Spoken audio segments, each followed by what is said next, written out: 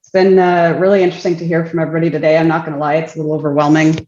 Just being that kind of last point and the person that everybody's coming to asking for the electricity. And so just hearing these really awesome and ambitious goals that are coming out of the private sector and just what everybody's doing in order to electrify, it's great news. I mean, it's definitely the direction I think we need to go as an economy and as a global population. And just hearing Minister McKenna's support and everything that's going on at the federal level and even at the municipal level, it's really great. It's the direction we want to go, but as the last mile, I guess you could say, and the place that everybody goes to connect, it's a little overwhelming to hear where things are going. So, and also Area XO, that is really awesome. I love that video, just being able to get a chance to see what's going on right here at home in Ottawa and all the cool innovations that are happening. I mean, Ottawa never ceases to amaze me what we do in technology, so it's pretty great. Who are we, Hydro Ottawa? For those who are not from the Ottawa region, we're more than just a local distribution company.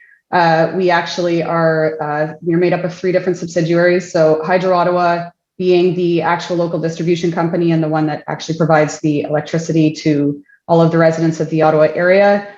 We also have an entity called Portage Power, and it is the Ontario's largest municipally owned producer of green power.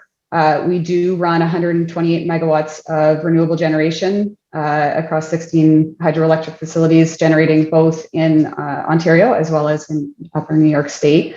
We do have 100% of the water rights on the Chaudière Falls as well, which is produced on the Portage, under the Portage Power name. It is an absolutely magnificent thing to see if anybody's never seen the Chaudière Falls at work, and it's pretty cool. And then we also have Envari Energy Solutions, and they are a very uniquely positioned energy solution provider, and they're essentially our connection to the outside world in a lot of ways, and helping our customers find unique energy solutions to some of the challenges they're seeing, especially as things are evolving. So we really have a great holistic portfolio and a great holistic view of everything that's going on from an electricity perspective within the city of Ottawa. And we're really a leader, I would say, on the energy space as a result of our unique offering.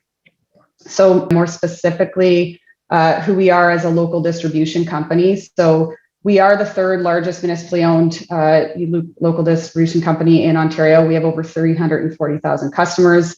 Our distribution network is pretty sizable, 91 distribution substations made up of substations owned by Hydro Ottawa and jointly owned with Hydro One Networks, our transmission supplier.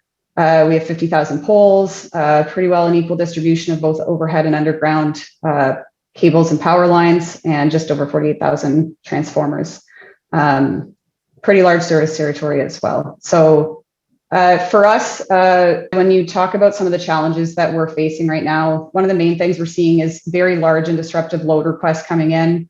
Some of them not as formal load requests right now, but enough to at least start invoking some call for action, I would say, on our part, and a need to change the way that we are taking on customers and just getting an understanding of what's coming down the pipe. We're seeing the location of customer requests more and more frequently becoming a challenge, depending on the supply voltage in that area and depending on the available capacity.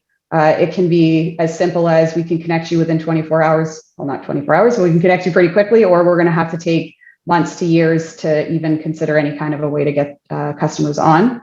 The charging demand and profile, and Alan, your presentation was spot on with the challenges, and it's not only a cost perspective, but also it's to help connect the utility and help save the utility some challenges there. And the demand and the time that the electricity is being demanded makes a huge difference for us, whether it's on peak time or whether it's spread out. So the more that the charge time can be flattened and that peak can be flattened, obviously, the easier it is for us to connect and solve some of these issues for customers who are coming to us asking for electricity. And then the current Ontario supply construct is an interesting one as well for us, just in the sense that we are owned, so we are operated by a provincial grid. So we do not have a local distribution system operator. It is a provincially operated system. And so in some cases in the city itself, we see some pretty unique challenges in pocketed areas. And so we're working closely with the ISO in order to determine and look for new and innovative ways to solve some of these kind of more local challenges that we have. And so that's an interesting one as well. some of the opportunities we have right now and we're facing is some of the things that we need to do is work closely with the City of Ottawa itself. The City of Ottawa, for those who don't know, have an energy evolution initiative, which is an incredibly aggressive initiative to decarbonize the City of Ottawa. With that comes obviously a lot of demand for electricity, a lot higher demand for electricity across the city. And so we need to make sure that we're tightly aligned with them and that we're locked in foot and step to just ensure that we can meet their needs as they come up. We are need to actively participate and continue to participate with the OEB and the ISO and other local distribution membership groups. We're that point between the customer and the electricity supply. So in a lot of cases, there's regulatory barriers, there's local or more global capacity issues. There's a lot of challenges that are going on in terms of rate structure and stuff. And we know that our customers look to us to be the ones that solve those problems for them. So we need to be ready and available to do that. And we need to really do better at being that go-between for our customers. We need to look for non-wires alternatives. We need to understand how we can further adjust that. And we need to start understanding more about what's coming down the pipe. And then, I think the last piece, it's kind of an overarching, is we need to do better at working with companies like BluWave to find new and unique ways to solve some of these challenges using data and using analytics and using technology rather than always going to that hard lines and wires solution. So that's a little bit about us in a nutshell. And back over to you, Daph.